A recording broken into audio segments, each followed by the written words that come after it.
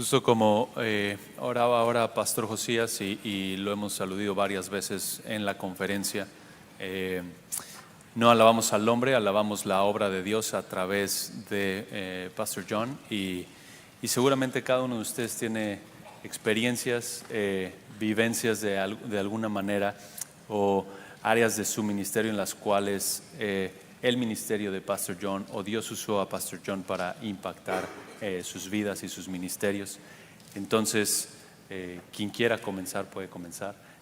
Si pudieran contarnos un poco de cómo Dios usó a Pastor John de manera particular para hacerles de impacto en su vida y en su ministerio.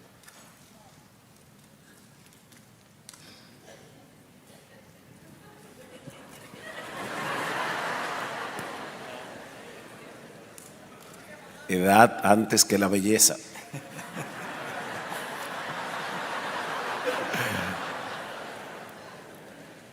Bueno, como hablamos esta mañana,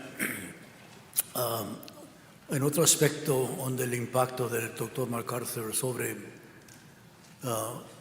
mi vida y también a las iglesias a las cuales estamos ministrando, el doctor era pastor y también predicador de la palabra, y es raro que un hombre tenga esos dos dones a ese nivel. Algunos de nosotros somos pastores, pero la predicación más o menos. Otros predicamos bien, pero pastoreamos más o menos. El hermano era experto en ambos y amaba la iglesia. Entonces es bueno tener un modelo como ese. Uno puede decir cuando estamos pastoreando, iniciando iglesias, ver que cómo se pastorea una iglesia, el nivel, el cuidado, la organización, la importancia de la doctrina, cómo cuidar a los hermanos, los miembros. Todo eso es muy, muy importante. Y luego también adoptar un sistema de predicación que dura 56 años y fresca la predicación. Entonces notamos que puede uno seguir exponiendo la palabra, tomando libro tras libro, predicando la palabra semana tras semana, y ver que uno como pastor, predicador, crece en su conocimiento de la palabra. La iglesia también crece y sigue avanzando. Eso me impactó a mí cuando comenzamos a predicar la palabra y pastorear, ver que uno puede seguir ese modelo, estar contento, la iglesia madura, crece, y fue para mí un gran ejemplo de cómo seguir el ministerio. Mi esposa y yo nos convertimos al Señor en el año 1977 y en ese tiempo abundaba la predicación moralista, la predicación temática, pero en el año 1980 sucedió algo providencial, y es que el que era pastor de nuestra iglesia fue a Michigan y en el seminario donde estaba haciendo un curso breve, el pastor John MacArthur fue invitado a predicar. Y fue la primera vez que nosotros nos expusimos a la predicación del pastor John MacArthur. De hecho, en ese tiempo ni sabíamos quién era realmente.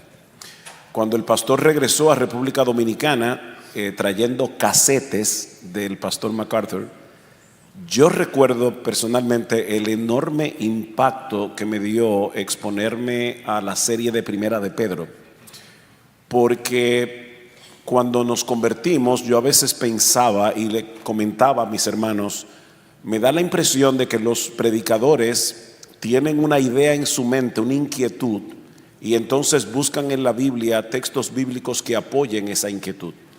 Pero cuando escuchamos a MacArthur predicar, la sorpresa fue, wow, este hombre está predicando la Biblia. O sea, está predicando el pasaje y todo lo que está saliendo en su sermón está ahí adentro. Él está exponiendo, no imponiendo.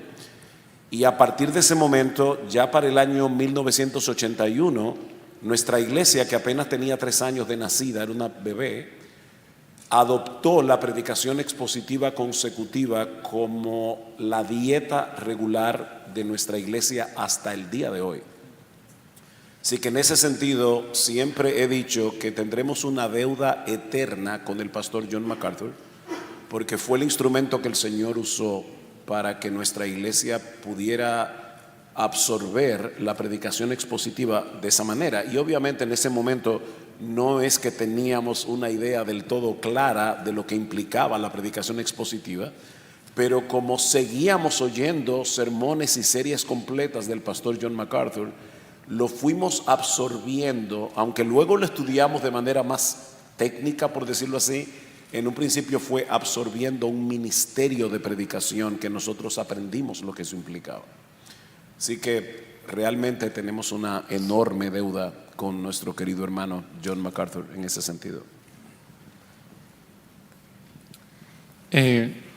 Quise agregar, porque yo sé que tal vez algunos de ustedes o personas de afuera podrían pensar de que estamos como idolatrando a Pastor MacArthur. Y no es el deseo.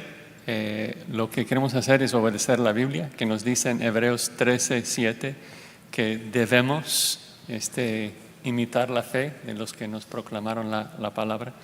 Y 1 Tesalonicenses 5:13 que nos dice que debemos tener a nuestros pastores en mucha estima y amor por causa de su obra.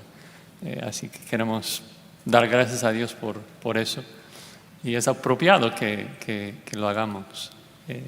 Yo creo que en mi caso particular, aunque obviamente sus prédicas eran importantes en mi vida, lo que más me impactó fue la vida de Pastor John. La genuina humildad. Siendo un hombre que Dios usó, de manera tan única en la historia del cristianismo, y era normal, ¿no? En privado, nunca se portaba como un famoso. Y algo relacionado a expositores, 9 años yo le invité y 9 veces me dijo que no. Dice, no, Josías, no van a querer escuchar de mí, yo no hablo español, mejor tú agrégate una sesión más. Y no era así como dicen en México, de uno que te tiras para que te levanten. Él no necesita mi aprobación, John MacArthur, es su púlpito. Pero en verdad creía esto, que él no tenía que estar aquí. Y esto es algo que me impactó muchísimo. Si hay oportunidad, quisiera más tarde tal vez hablar de cómo amó y por qué amó al pueblo hispano. Pero sí, su vida humilde, sencilla, piadosa, también comprueba el poder de la palabra, y como escuchamos, el poder del evangelio de transformar vidas, de que lo que predicó la vivió, no perfectamente, pero sí, fue de mucha bendición.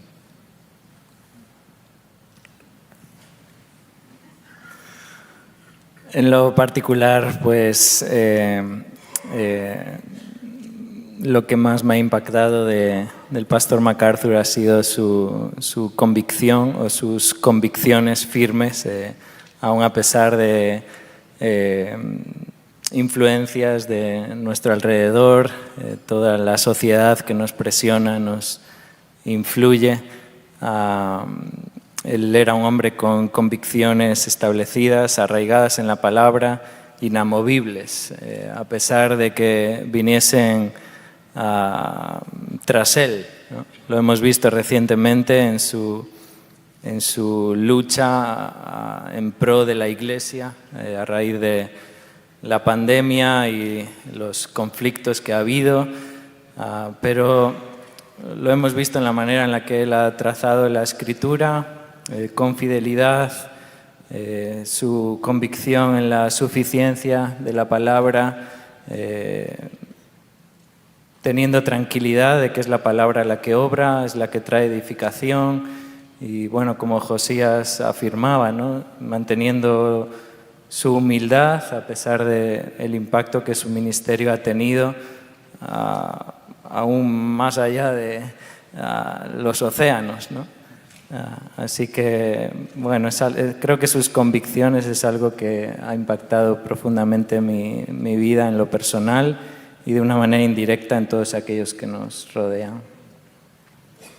Dos anécdotas que me vienen a la mente ilustrando lo que dice José, su humildad, su sencillez. Estábamos en México a minutos antes de que, fue 2 veces a México, antes de que fuera ya a predicarle a cientos de pastores, y le trajeron un micrófono de esos que es como de diadema, que uno se pone de un lado y del otro, y lo vio y me dice, yo no me voy a poner eso. ¿Cuándo lo lavaron? Y luego dice, yo no me quiero ver como Britney Spears. Y luego otra ilustración de su humildad en Honduras. Recuerdo, veníamos en el auto y estaba pensando en su sermón del domingo y estaba Adrián Donato, Kevin Edwards, y volteé y nos dice a los 3, ¿me pueden dar alguna palabra que empiece con P para mi bosquejo? ¿Se les puede ocurrir algo? Nos estaba preguntando ahí para ayudarle con su bosquejo. Y nosotros así pensando, nos está preguntando a nosotros. Y en otra ocasión, de nuevo ilustrando esa humildad, en Orlando, en Ligonier, estaba a punto de predicar y iba a predicarle como a 7,000 personas. Creo que de las primeras veces le pidieron que predicara del problema del mal y la soberanía de Dios. Y pues me tocaba traducir y estaba ahí el cuartito donde están los predicadores y dije, bueno, voy a asomar a ver unos minutos antes de que entrara, a ver si lo veo y lo saludo. Y providencial, 2 minutos antes de que llegaran personas ahí que lo venían a saludar, estaba solo y me asomo y le digo, hola, ¿cómo estás? Y ya nos saludamos y me ve y me dice, ¿puedes orar por mí? Y yo pensando, yo voy a orar por él ahorita, con esa humildad, ese amor, y pues tuve el privilegio de orar por él. En 2 minutos estuvimos solos y luego ya llegaron gente que lo quería saludar y ya me salí, pero ilustrando de manera esos momentos, como dice José, su humildad, su sencillez ejemplar. Probablemente hay algún libro, algún sermón que impactó su vida de manera particular, o ya compartieron algunas experiencias, si quieren agregar sobre esas experiencias, pero tal vez algún libro o algún tema particular que a él le apasionaba y digamos que les contagió esa misma pasión por la Escritura y por el Señor. Solo porque probablemente no es un libro que muchos han leído, no se conoce tanto en español, pero el primer libro de MacArthur que yo leí se llama Una conciencia decadente, The Vanishing Conscience en inglés. Y cómo me impactó ese libro, de batallar con tu pecado, de vivir una vida con una conciencia limpia, la seriedad de la vida cristiana. Creo que nunca había pensado seriamente en ese tema y la importancia de vivir en santidad en mi diario caminar. Entonces, me lo recomiendo, Una conciencia decadente, muy impactante. Nosotros tenemos una historia hermosa con los libros de MacArthur, porque cuando nos convertimos al Señor, en ese momento yo tenía una base de inglés, pero no leía fluidamente para nada, y mi esposa y yo nos dimos cuenta, mi novia en ese momento, nos dimos cuenta que no había tanta literatura en español como ahora, así que era o aprendes inglés o aprendes inglés. Y el primer libro que leí para poder comenzar que leímos para familiarizarnos con el inglés fue el libro de John MacArthur, Found God's Will, Encontrando la Voluntad de Dios. Y me acuerdo de ese librito, nosotros con 17, 18 años, leyendo el libro y con un diccionario al lado, y íbamos ahí leyendo, y luego, primero me fue de muchísima bendición el libro porque me ayudó a entender la voluntad de Dios desde una perspectiva muy diferente, no mística. Y hasta el día de hoy yo recuerdo bastante bien el contenido del libro.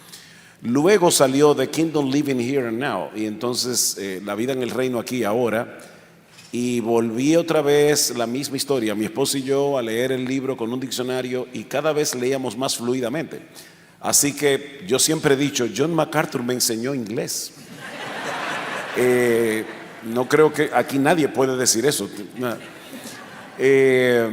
Pero también nos fue de mucha bendición ver las bienaventuranzas como él las presenta en ese libro, y fue de tanto impacto que entonces nosotros comenzamos en República Dominicana, con permiso obviamente de aquí de Grace, a traducir los libros de MacArthur en español en esa época.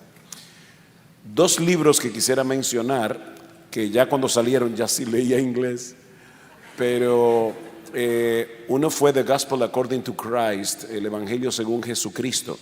En ese momento nosotros teníamos en República Dominicana, y me imagino que en toda América Latina, una fuerte controversia con el tema del cristiano carnal, y ya habíamos sido acusados de perfeccionistas porque nosotros no creíamos en esa doctrina, y el libro de John MacArthur en ese sentido jugó un papel sumamente importante porque nos afianzó en que lo que estábamos diciendo y predicando era realmente bíblico.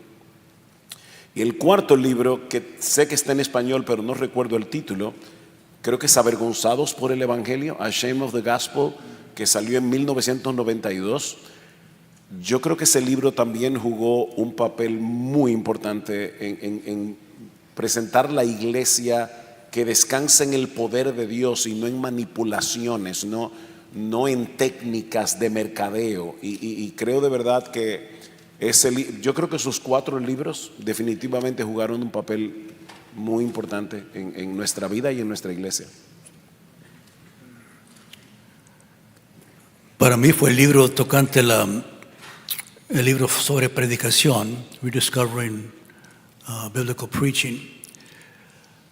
Ese libro lo usamos como texto en las clases de homilética, y más que lo leía, más podía apreciar lo que el doctor MacArthur y otros que estaban con él decían en el libro.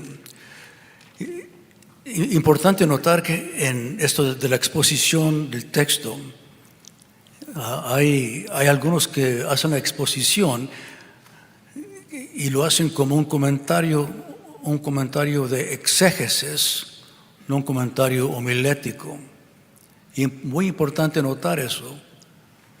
No todos cuando cambian de sistema de temáticos o textos a una exposición, lo hacen al estilo MacArthur, a veces lo hacen al estilo diablo, y no pega porque es algo seco, algo gramático, algo muy literal, y no tiene vida.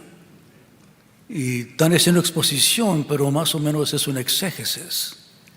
Y es muy importante notar que cuando hablamos de MacArthur y la exposición de la palabra, de la predicación, es muy importante, y ese libro nos ayudó mucho para ver que la importancia de la homilética. Hablando con el doctor MacArthur, él no quería enfocarse en la homilética. Más o menos él hablaba más del texto, exponer el texto, etc., pero nunca nos hablaba de la homilética. En la clase que daba de homilética, una vez al año lo invitábamos que viniera para darnos una lectura, una exhortación, y entraba, y en la clase estábamos dando la homilética, los pasos, y entraba y decía, mira, la homilética no importa, lo que importa es nomás el libro y predicar la palabra.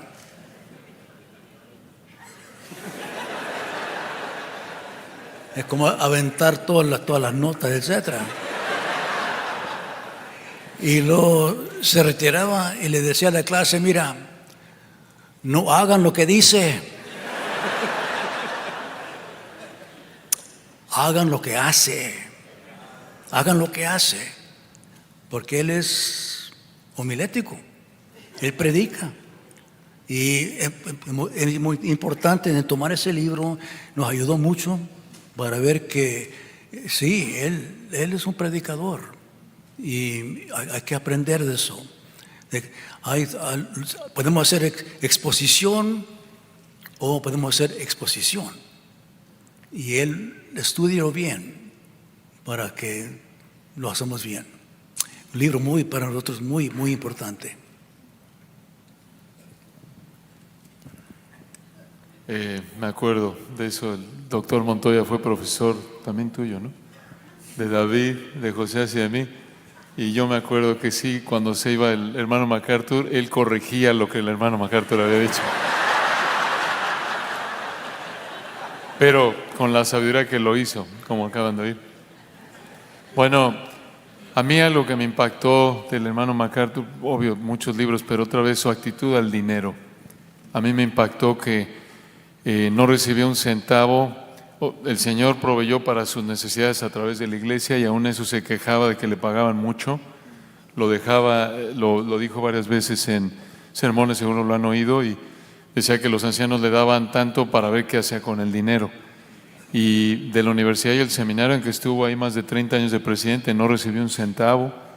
Las regalías de los libros las ofrendaba, no recibió un centavo de su ministerio de Grace to You, de publicaciones y radio.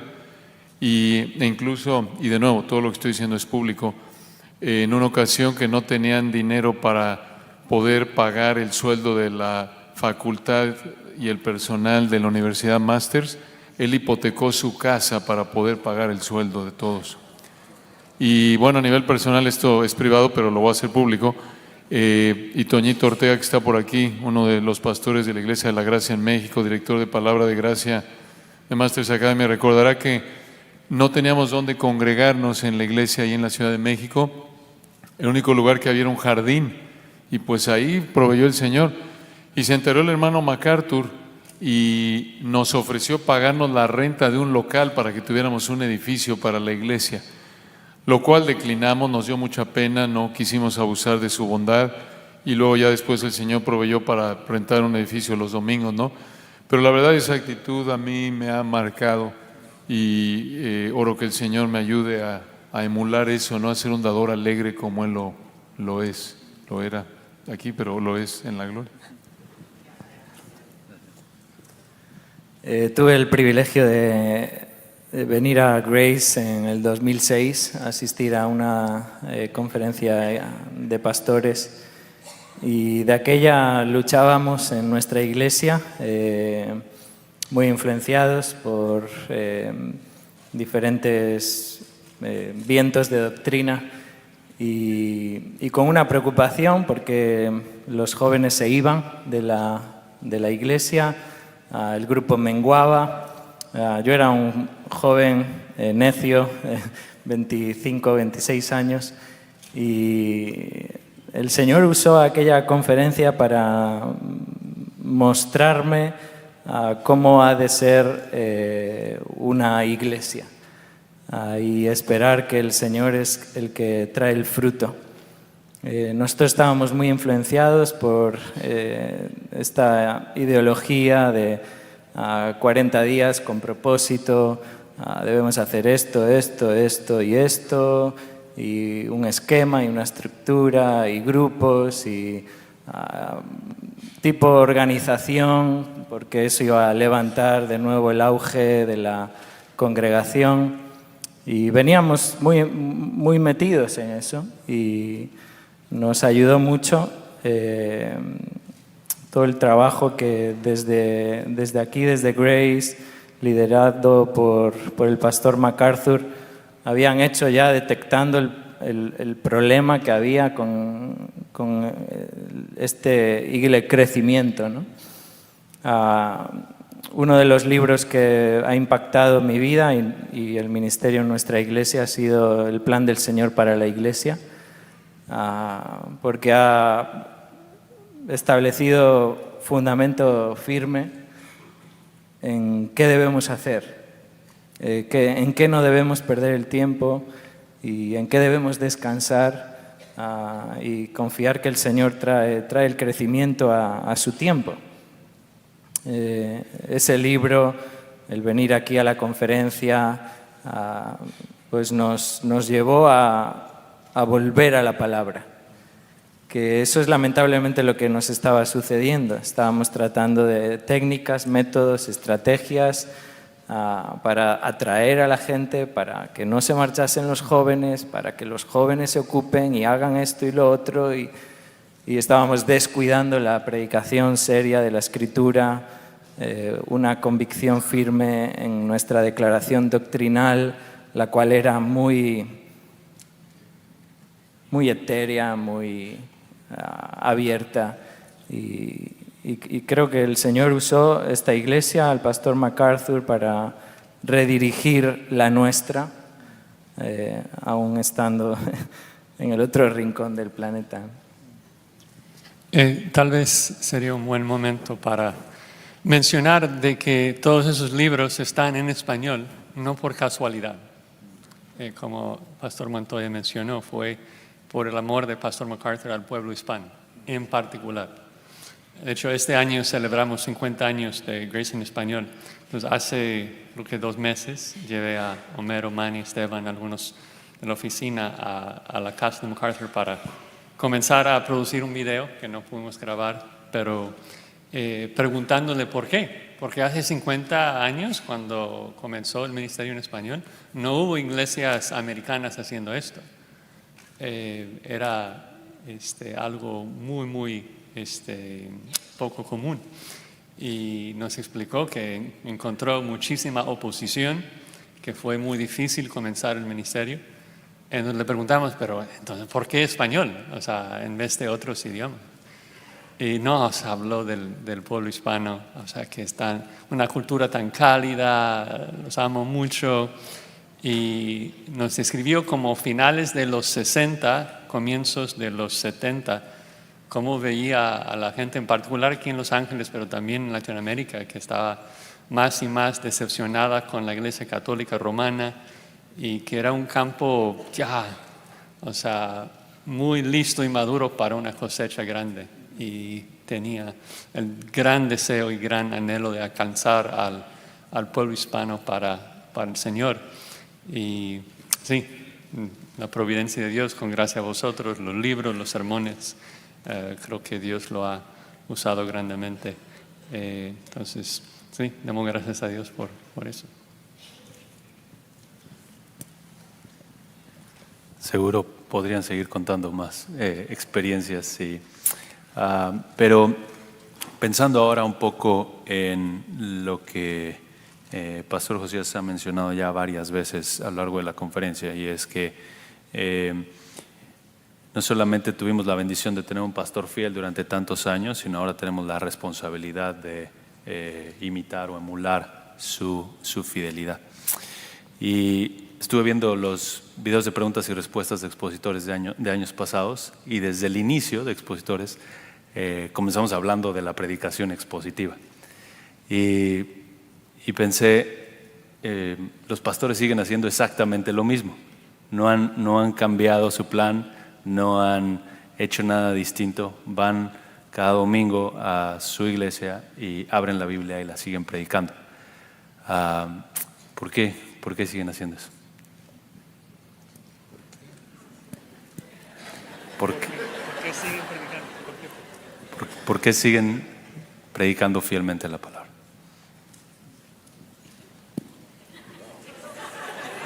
Bueno, la respuesta más corta a eso es porque Dios lo manda. Segunda Timoteo capítulo 4, versículo 1, luego de decir toda la escritura es inspirada por Dios, dice el Señor, dice Pablo a Timoteo: Timoteo, esto te encargo solemnemente delante de Dios y del Señor Jesucristo, que juzgará a los vivos y a los muertos en su manifestación y en su reino, que prediques la palabra, que prediques la palabra. La palabra de Dios es lo único que sostiene la vida del creyente. La palabra de Dios es lo único que sostiene una iglesia. La palabra de Dios es la única que nos da una perspectiva de la realidad y de la verdad verdadera, de lo que es real y de lo que no lo es. fundamentar nuestras vidas en otra cosa que no sea la palabra de Dios es construir un castillo sobre la arena, como dice el Señor en otro contexto en Mateo capítulo 7. Entonces, en ese sentido, ¿por qué predicamos la palabra? Bueno, en primer lugar, porque Dios lo manda, pero en segundo lugar, el pastor MacArthur se pasó 56 años, yo creo que es la única persona en el siglo XX, que yo sepa, que predicó todo el Nuevo Testamento versículo a versículo. No sé de nadie que haya hecho eso. No sé si ustedes... El que está a tu derecha. ¿Todo el Nuevo Testamento? Wow, hermano. Todo Gloria al menos Señor. Ezequiel, ¿no, hermano? Wow. Toda la Biblia menos Sin Perdón, embargo, sujeto. ya que lo mencionas y ya que tenemos la oportunidad de preguntarle, hermano Alex Montoya, cuando usted vuelve de nuevo ahora sobre un pasaje que ya predicó antes, ¿no le pasa que ve aspectos que no había visto, o sea, conexiones nuevas que no había visto, aplicaciones que no había visto antes al predicar la palabra de nuevo otra vez? Sí, porque estamos creciendo como cristianos, y cuando uno crece como cristiano tiene otros puntos de vista que quizás como joven no tenía. Y luego también en estudio de la palabra, cada texto también es afectado por los otros libros de la Biblia. Cuando uno estudia, entonces va aprendiendo más y más, y luego viendo el texto del texto de nuevo, por estudiar y también por la oración, el Señor le revela cosas que están allí que no vio antes. Y es lo lindo de predicar la palabra, que nos sale fresco. Yo tuve el privilegio de predicar 3 veces a la semana, a la mañana, a la tarde y los miércoles, y fueron de exposición de la palabra. Y tuve el privilegio de predicar todo el Evangelio, todo el Nuevo Testamento. Algunos libros más de una vez. Ya tengo 3, esta es la tercera vez en Mateo, 2 en Lucas, 2 en Juan, 3 en Apocalipsis y 2 en Romanos. Es decir, entonces el privilegio de repetir libros. Y trato de comenzar como sin estudiar los sermones pasados, tomarlo de algo fresco y comenzar de eso. Y es tiene un deseo de predicar, de aprender. No se cansa de predicar la palabra porque está tan fresca. Hacía la pregunta precisamente por eso, ya que tenemos un ejemplo vivo aquí. Hermano, cuando sea grande quiero ser como usted. Pero lo que iba a decir era que Pablo dice en 1 Corintios 2, personalmente, y de verdad no tengo problema en diferir de algunos de esta interpretación, pero no creo que cuando Pablo dice cosas que ojo no vio, ni oído yo, ni han subido en corazón de hombres, yo no creo que Pablo esté hablando del cielo. Personalmente creo que está hablando de las Escrituras, de la revelación de Dios, porque dice inmediatamente después, mas Dios nos la reveló por el Espíritu. Pero el punto aquí que quiero resaltar de ese pasaje es que Pablo dice que nosotros tenemos la mente de Cristo. Entonces, ¿quién va a poder agotar la mente de Cristo? Nos podemos pasar 200 años predicando domingo tras domingo y no vamos a agotar este libro. Oí una vez a un pastor que decía que ningún pastor debe quedarse en una misma iglesia por más de 5 años, porque va a aburrir a la gente, porque va a comenzar a repetirse. Y yo decía, ¿qué? ¿Y cómo? ¿Quién puede aburrir predicando la palabra de Dios? Yo creo que uno se puede pasar, por la misericordia y la gracia del Señor, 41 años y pico en la misma iglesia pastoreando. Y de verdad, yo pienso que nosotros apenas hemos comenzado a rascar este libro. Hay demasiado aquí. Entonces, por eso predicamos la palabra, porque es la palabra de Dios, porque Dios lo manda y porque este libro es un pozo sin fondo de sabiduría y de verdad y de gracia.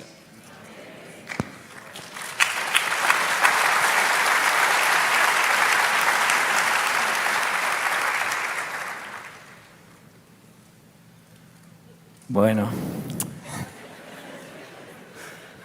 no sé si el Señor me permitirá algún día llegar a esos niveles. admiro mucho al pastor Montoya y no sé cómo le hace para predicar 3 veces a la semana.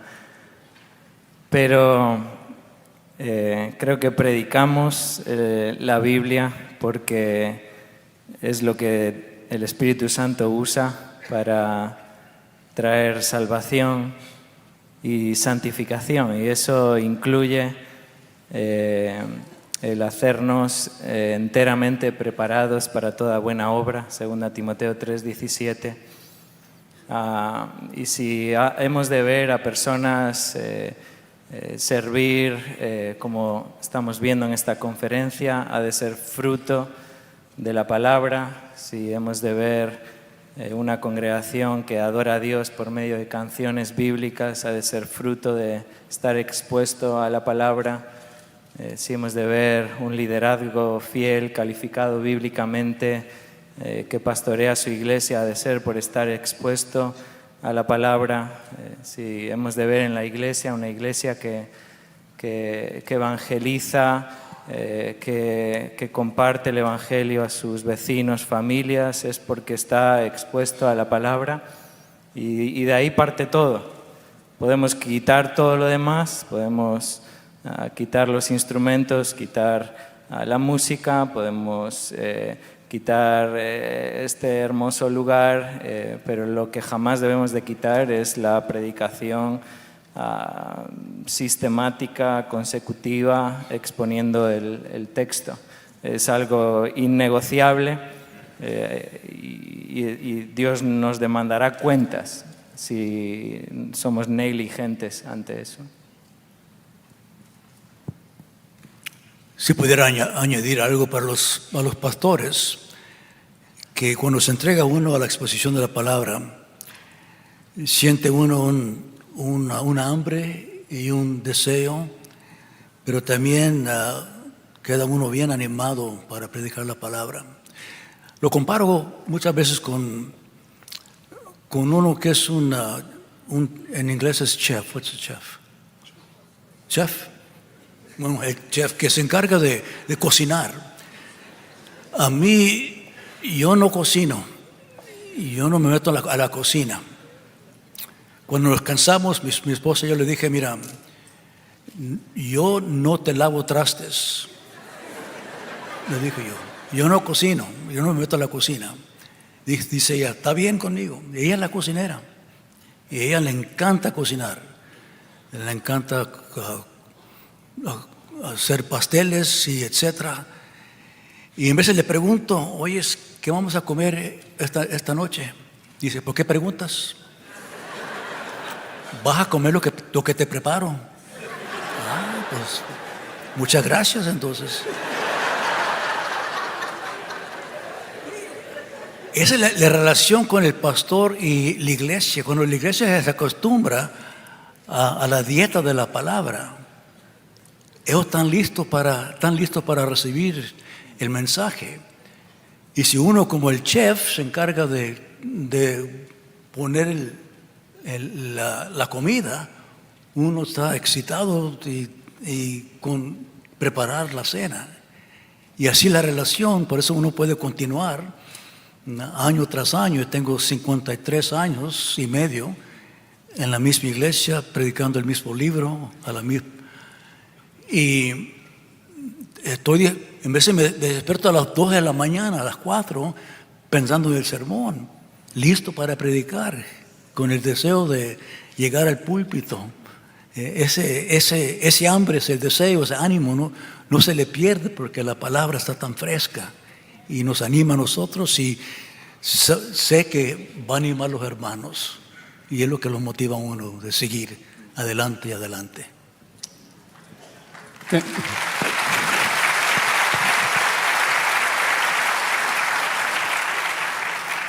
Tengo mucha estima por mi hermano Montoya, pero ahora tengo aún más estima para Fabiola, mi hermana, su esposa, su paciencia.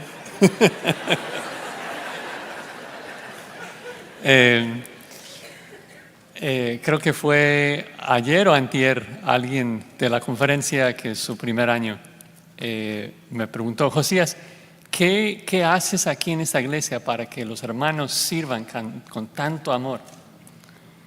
Yo pensé, ¿qué hago? Yo no hago nada. Yo predico la palabra hace todo. La palabra es la única herramienta que Dios usa para salvar y santificar. Entonces, amén a todo lo que mis hermanos han dicho.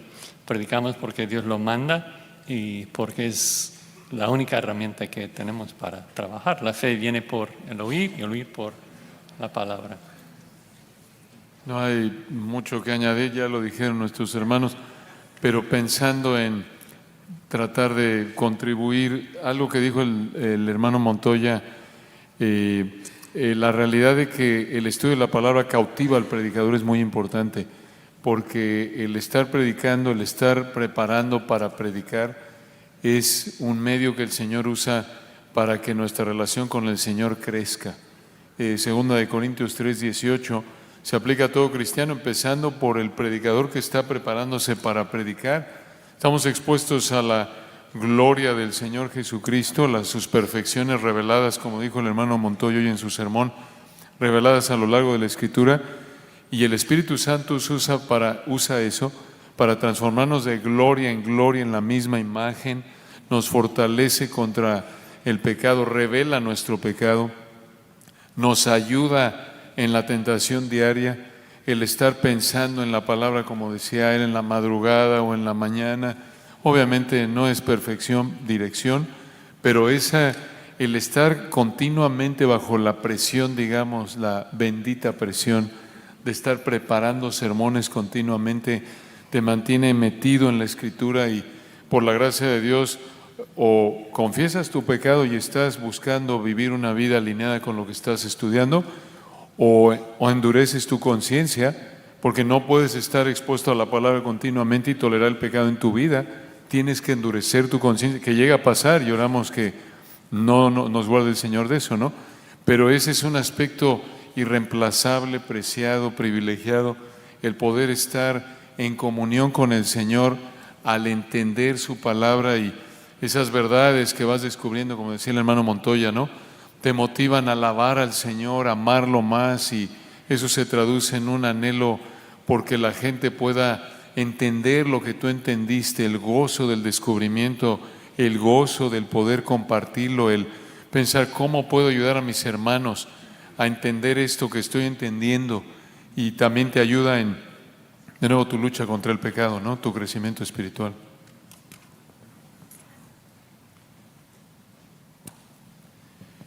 Cada uno ya lo mencionó tal vez de manera implícita, pero ¿por qué es tan importante entonces que la predicación, la exposición de la palabra esté anclada, digamos, en la iglesia local? ¿Por qué la predicación bíblica debe de ser con el enfoque de una iglesia local y no tal vez de, bueno, simplemente quiero hacerme famoso como predicador o algo por el estilo?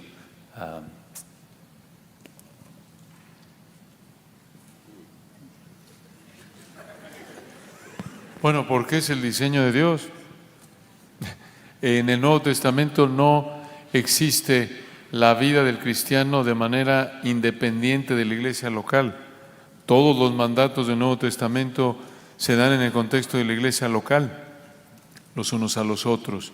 Y parte de eso, en referencia a la predicación, es que el Señor usa el ambiente de la iglesia local para el pastor, para el predicador, por un lado para rendir cuentas. Están viendo tu vida, están viendo cómo vives, cómo está tu esposa, tu familia, estás calificado o no, y al mismo tiempo estás pensando en ellos, en cómo servirles, como dice Efesios 4, ¿no? Recibimos el crecimiento de la cabeza, de quien todo el cuerpo bien concertado y unido entre sí, por todas las coyunturas, una metáfora ahí para hablar de cada cristiano, que se ayudan mutuamente según la actividad propia de cada miembro. Y ahí entra la predicación también, según la capacidad que Dios ha dado a los que predican, a los que enseñan, es para ayudar a los hermanos. Y es siempre 1 Pedro 4:10, ¿no? Porque estamos buscando ministrar, servir con la capacidad, el don espiritual que Dios nos ha dado como buenos administradores de la multiforme gracia de Dios. Hablamos conforme a las palabras de Dios, servimos conforme al poder que Dios da para que en todo sea Dios glorificado por medio de Jesucristo. Entonces, eso tiene que ser en el contexto de la iglesia local. Esa es la manera en la que Dios lo diseñó. Quizás esa pregunta es la más importante esta mañana, porque cada pastor y iglesia tiene que hacer la decisión. ¿Vamos a tener la palabra como la base de todo o no? Porque la palabra es verdad. Lo único que es verdad es la palabra. Entonces tenemos que adoptarla para nuestras vidas. Salmo 1, que la palabra es la base de la vida personal, familiar, etc. Entonces la palabra tiene que ser en mi vida lo más importante. Tengo que tomar la palabra como la base de mi vida. Y luego el pastor tiene que decidir, ¿va a ser la palabra la base de mi ministerio, de la predicación o no? Porque si no va a ser, entonces va a ir a otros rumbos, a otros lugares, a buscar temas y etcétera, y no la palabra. Y luego la iglesia tiene que también decidir que la palabra va a ser la base de todo lo que hacemos. Va a ser la palabra, vamos a ser anclada en la palabra. Entonces la persona, el pastor, los ancianos, la iglesia tienen que decidir si la palabra va a ser la base de todo. Y si no se hace, entonces otra cosa lo va a hacer. Muy importante esa pregunta. Estaba pensando en Colosenses capítulo 1, porque de hecho pienso que todo pastor debe ir a ese texto una y otra vez, a partir del versículo 24, porque es como el manifiesto ministerial del apóstol Pablo, en cierto modo. Y una de las cosas que Pablo dice en ese texto, pensando en lo que tú decías de aquel que predica para hacerse famoso, no importa el contexto en que una persona predique, si estás predicando para hacerse famoso, ese individuo es una maldición para la iglesia, porque nosotros predicamos a Cristo, no a nosotros mismos, 2 Corintios 4. Pero en Colosenses 1, Pablo dice que él fue hecho ministro según la administración de Dios que le fue dada para anunciar el misterio que había estado oculto. Ese misterio es Cristo en los gentiles, la esperanza de gloria. Y luego dice en el versículo 27, a quienes Dios quiso dar a conocer las riquezas de la gloria de este misterio entre los gentiles, que es Cristo en vosotros, la esperanza de gloria, a quien anunciamos amonestando a todo hombre y enseñando a todo hombre en toda sabiduría, a fin de presentar perfecto en Cristo Jesús a todo hombre. Esa es la naturaleza de la predicación. Predicamos a Cristo. ¿Con qué propósito? Para que las personas crezcan en madurez. Ahora bien, ¿dónde ocurre eso? Ocurre en la iglesia. Y el pasaje que citó Luis hace un momento es clave aquí, porque Pablo dice en Efesios 4, versículo 11, Cristo ha dado a su iglesia apóstoles y profetas, el fundamento de la iglesia en el Nuevo Testamento, y ha dado evangelistas y pastores y maestros para equipar a los santos para la obra del ministerio. Eso ocurre en la iglesia. O sea, Cristo no ha dado conferencistas, Cristo ha dado pastores que trabajan en la iglesia local. Y en ese sentido, hermanos, es bueno venir a una conferencia como esta. Ayer hablábamos un poco de esto, Homero, de la bendición que es estar en un lugar como este, exponernos a diferentes conferencistas de la palabra de Dios, pastores, ver la iglesia en acción, los servidores. O sea, es hermoso estar aquí, ver tantos hermanos de tantas iglesias. Pero ¿sabes qué, mi amado hermano, mi amada hermana? El crecimiento de un cristiano no depende de ir de conferencias en conferencias. El crecimiento de un creyente se da en el contexto de una iglesia local. Tal vez tu pastor no es famoso, no lo invitan a ninguna conferencia, sus sermones nadie los ve en YouTube, Pero es la persona, si está predicando fielmente la palabra de Dios y es un hombre de integridad, es la persona que Cristo te ha provisto para crecer semanalmente en tu iglesia, domingo tras domingo. Entonces no crecemos de conferencia en conferencia, crecemos en el contexto de una iglesia local, con pastores que me están enseñando la palabra y con un cuerpo que se va a beneficiar en la medida en que nosotros traspasamos a otros lo que la cabeza, que es Cristo, nos da a través de la administración de su palabra. Eso solamente ocurre en la iglesia local. La iglesia local es el centro del plan de Dios, no es otra cosa. Yo edificaré mi iglesia y las puertas del Hades no prevalecerán contra ella. Cristo no está edificando otra cosa, Él está edificando su iglesia.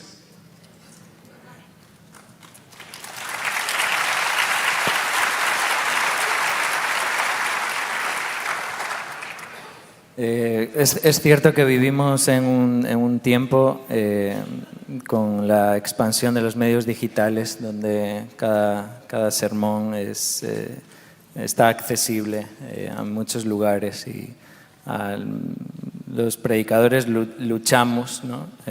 Sobre todo aquellos que somos jóvenes o estamos creciendo con esa tentación, ¿no? De pensar que somos reconocidos o que somos aprobados en función del número de likes o de suscriptores que uno tiene. Ahí es una lucha constante de la que debemos huir permanentemente. Como Sugel mencionaba, los creyentes crecen en el ámbito de la iglesia local. Efesios capítulo 4 lo evidencia.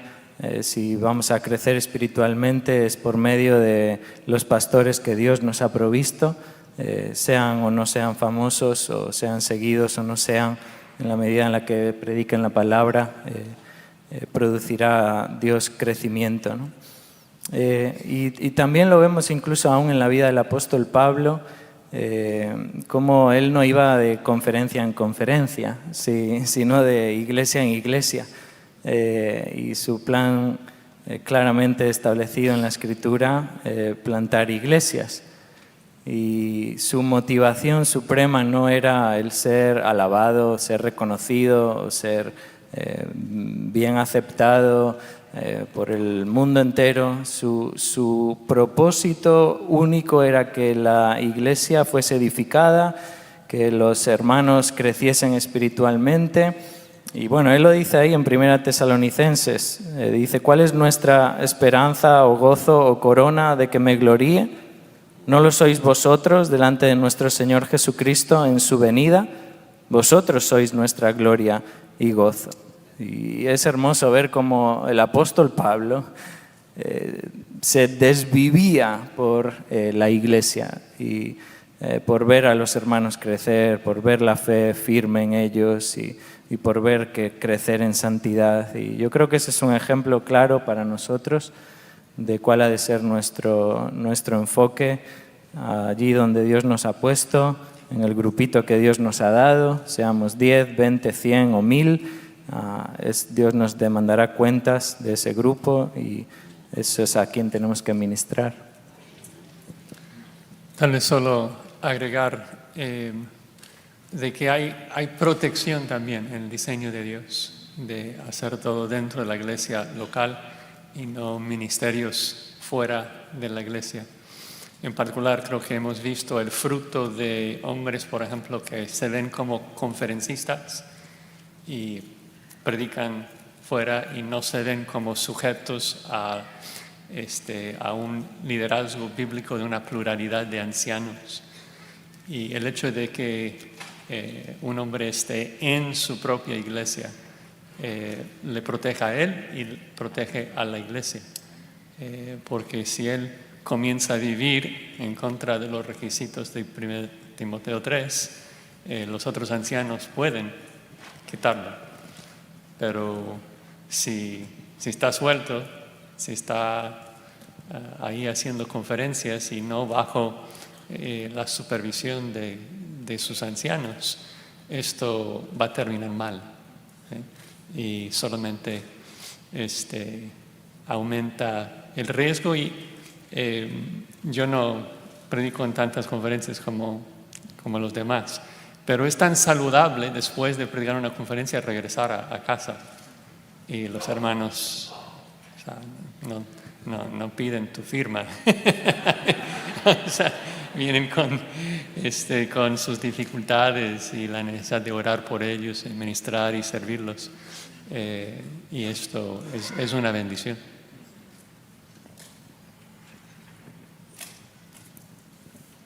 ¿Algo más?